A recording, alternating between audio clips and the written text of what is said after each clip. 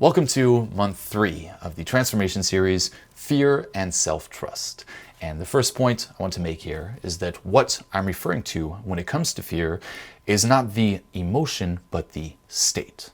Okay, the emotion is good and necessary. It contains valuable data, valuable information, and you wouldn't survive without it.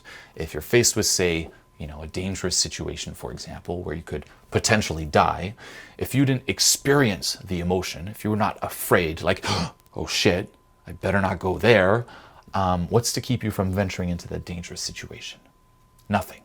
Okay, experiencing that emotion of fear is good, it's necessary, it's what keeps you alive. You would not be here watching this video without it. Okay, what happens though, similar to guilt, as we've previously discussed, is that instead of simply receiving the data, acknowledging it, okay, acknowledging what it's telling you, like, here's a dangerous situation, don't go there, and then from there choosing an appropriate course of action, like going somewhere else, what we do is we hang on to it. So it's not just temporary, it becomes this permanent state that we live in.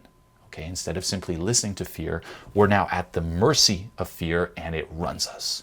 It runs us, it runs everything that we do, and this is what you want to let go of. Okay, and I really want to emphasize this first point here, that fear as an emotion is good and necessary because everything in today's society is telling you the opposite. Okay, we live in a world that really glorifies no fear, like that's a virtue, that's an ideal. If you could just get rid of fear completely, you are a god. That's what society is telling you. Fear is labeled as bad. It's labeled as unacceptable, as a weakness. You should be ashamed if you're afraid. You're not a true person if you're afraid. You're a weak little bitch. You're a pussy. That's what society is telling you. And it should be the opposite. Because if you really think about it, and let this sink in, glorifying no fear, what is it really glorifying?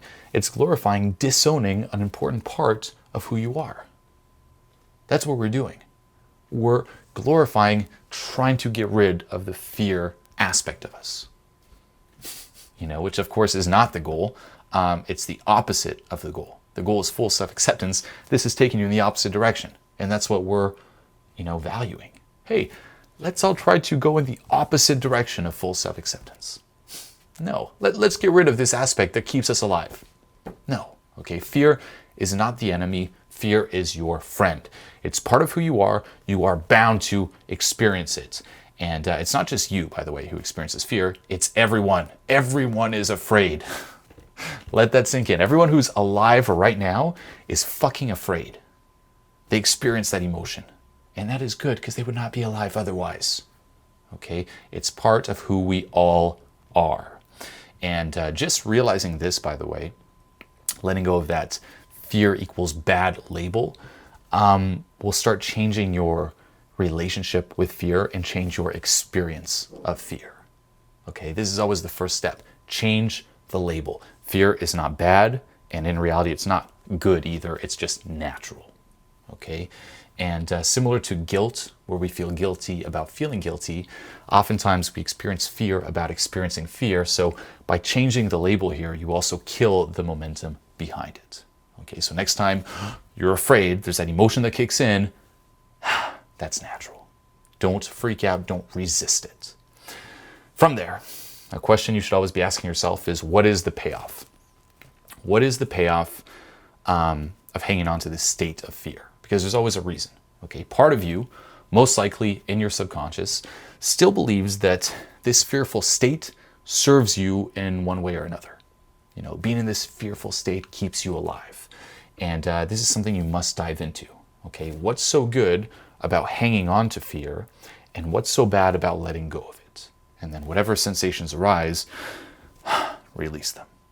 Okay, and in terms of the payoff, there are many, but probably the biggest one, in my opinion, is that we believe that without being in this state of fear 24/7, all of those unacceptable aspects of who we are that we've disowned in the past would come rushing up to the surface and would ruin us. So, as you know, due to the way that we're conditioned during our upbringing, we start disowning unacceptable aspects of who we are.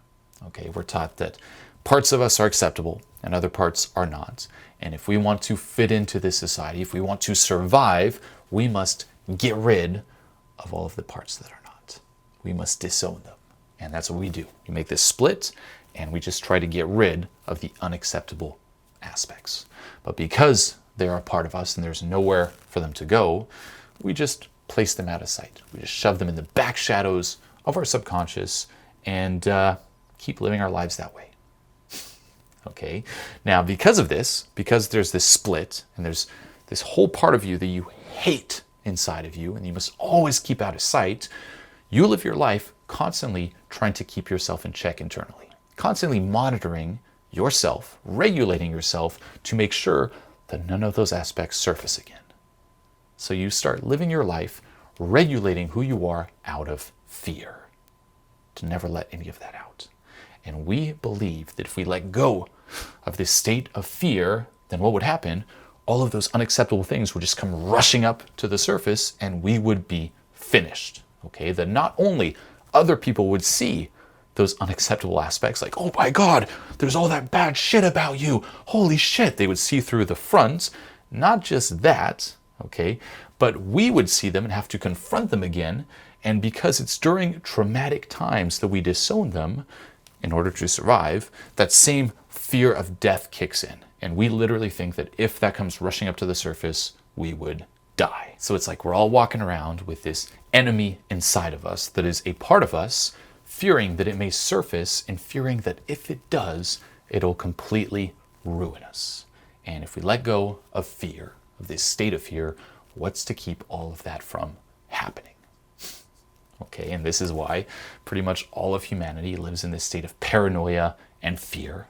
Okay, and of course it's impossible to trust yourself completely if there's that part of you that you fear. There's that part of you you're like, oh man, if I let this part of me out, I'm fucked. You live with this split inside, and this is really at the root of it all, okay? And the important thing to realize here is that this strategy is flawed because on one hand, and really let this sink in terms of hanging on to this state of fear as a way of remaining safe, that's why we do it. It keeps me safe. Realize that it does the complete opposite, okay? By hanging on to fear to feel safe, you never feel safe because you're always afraid. So it never accomplishes that fucking goal, okay? You keep experiencing the thing you're trying to avoid. And on the other hand, and this is the big one, what are you fearing? The goal. You're fearing authenticity. As we discussed, the goal is full self-acceptance. The goal is to re-own all of those unacceptable aspects of you that you disowned in the past. And that's what you're fearing. You think that it'll ruin you, when in reality, that's what'll free you. Okay, you must re-own all of those unacceptable aspects. And this is why, again, fear is a big one that you have to sink into and let go of. You must let go of this state. Now, what I thought I'd do here is go over some of the big common fears that we all have. And the first one, building on what we just discussed, is the fear of rejection. And this is a fear that we've had from the moment we're born, since we're dependent on our parents for survival, or whoever is raising you to survive. We fear, from the moment we come into this world, being rejected and being abandoned. For if that happens, we die. If we're alone, we die. And this stays with us all the way into adulthood, where we're constantly now worrying about what people think of us, worrying about, do I fit in here? Do I fit in? Am I going to be rejected? Am I going to be abandoned? Are people judging me in a negative way? This could all lead to abandonment and death. That still runs us to this day, and it holds us back from being ourselves, doing what's authentic to us. This is probably one of the biggest dream killers, this fear of rejection. And again, most people just spend their lives trying to fit in, trying to conform.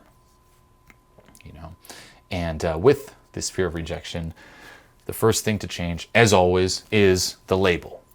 Okay, so understand the rejection is not bad. It's not good. It's natural. Okay, we've somehow bought into this lie that everyone must always get along with everyone else all the time. Okay, and this is bullshit. Rejection, conflict, disagreements, all of that will always happen in life. Why? Because we're all different.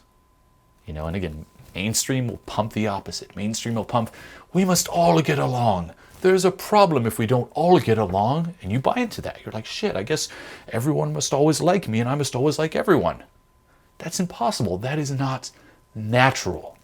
Okay? We're all unique.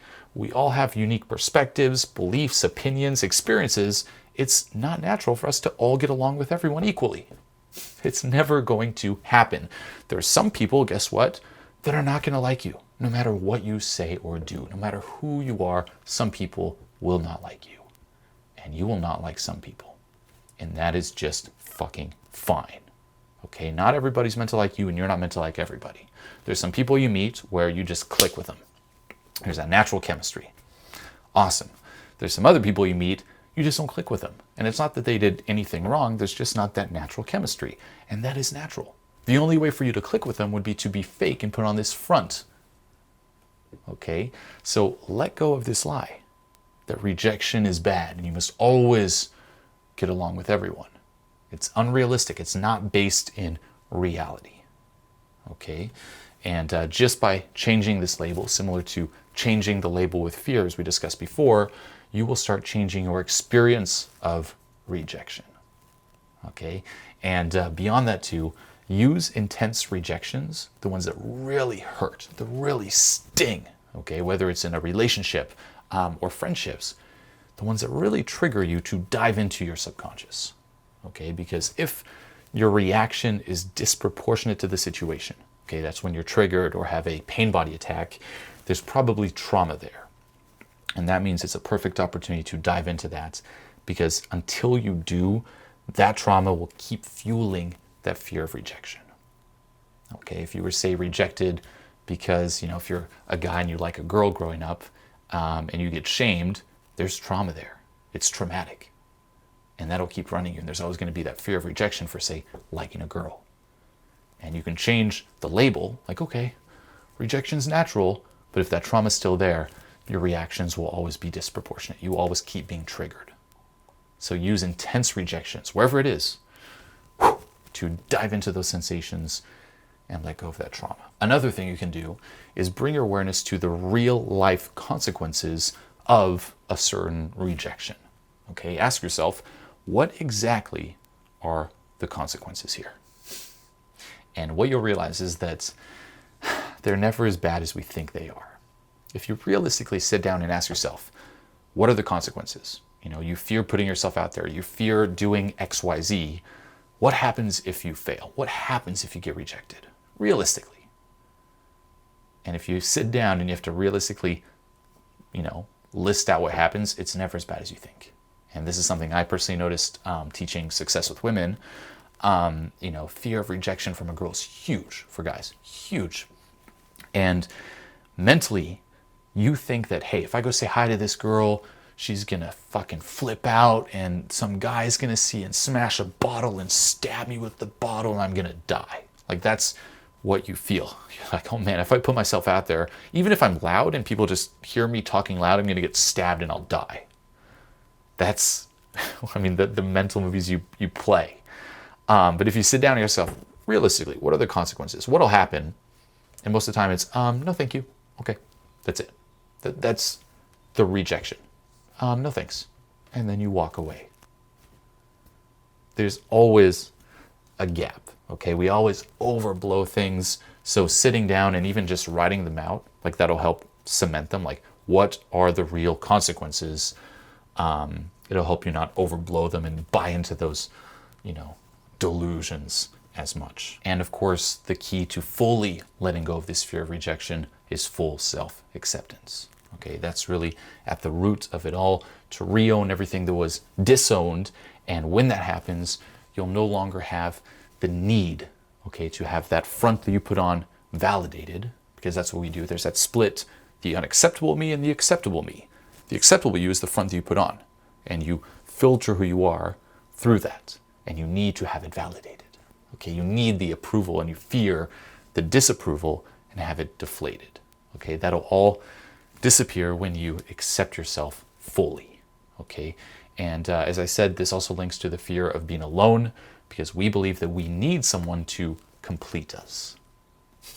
There's a huge fear. If I'm alone, I'm fucked. No, chasing someone to complete you is a way of compensating for the unacceptable aspects of you. It's like chasing more money, more fame, more success, more things. It never gets to the cause.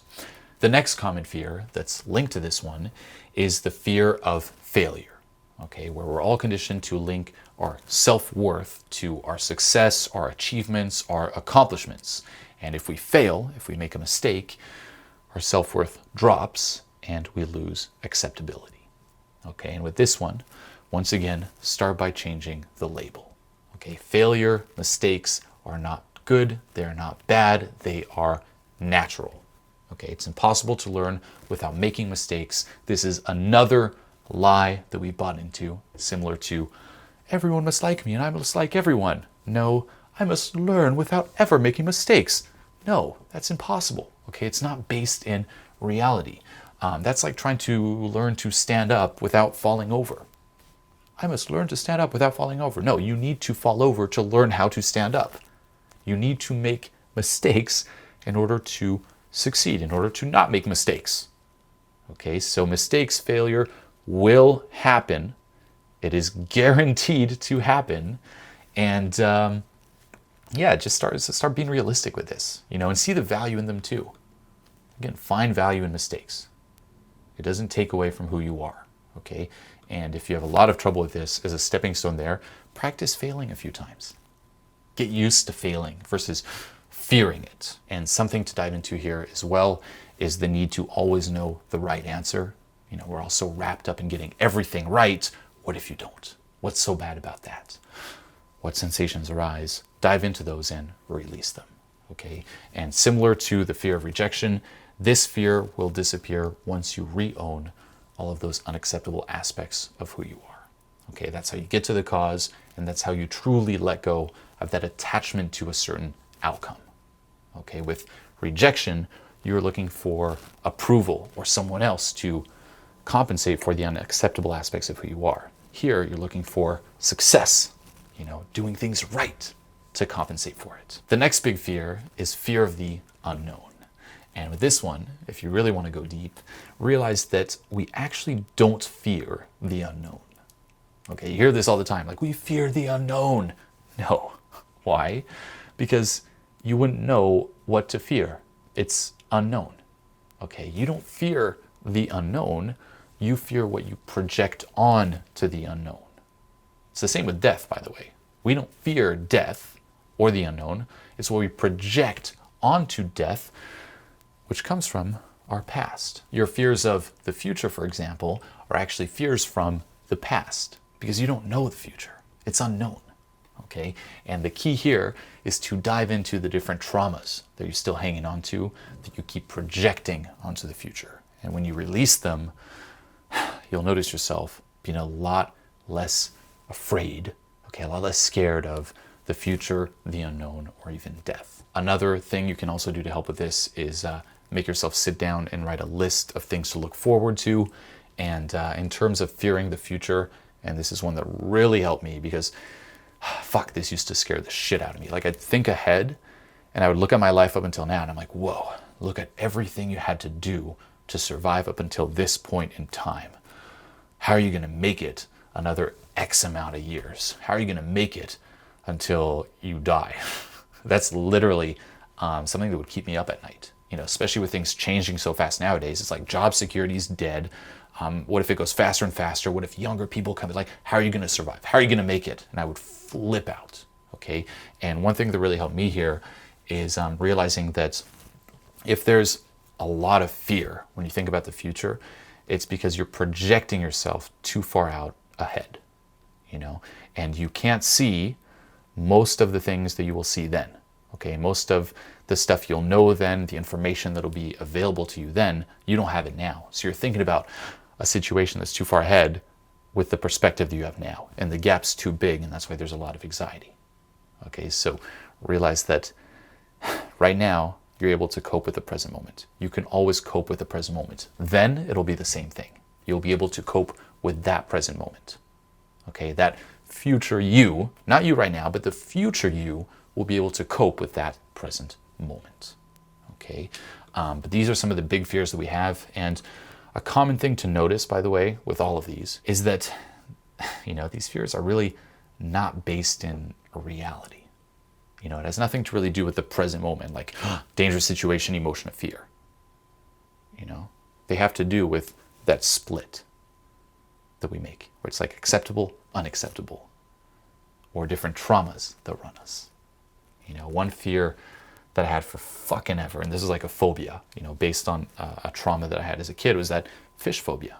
I was like traumatized to go swim. That's not fear that's based in reality. My life is not in danger going to swim and, thinking that a fish will touch me. You're doing great, man. You're doing great. Dude, I will chase the fish. I will chase them. All around it. Julian, what we're going to do is we're going to swim out to the middle right now. We're going to make a beeline to the middle. Just swim right out. Stop looking at the fish. Okay, we're going to make a beeline to the middle of the boat. Right here. No, to the middle. No, first where you are. That's Okay, fine. Come to where I am. Good. No. Right here.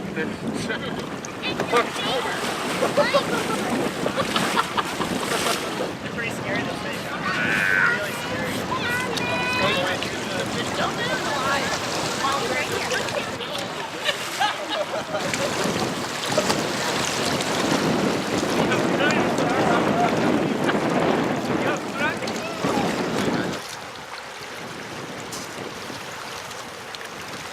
And to conclude here, building on this, I thought I could touch on how fear can be useful.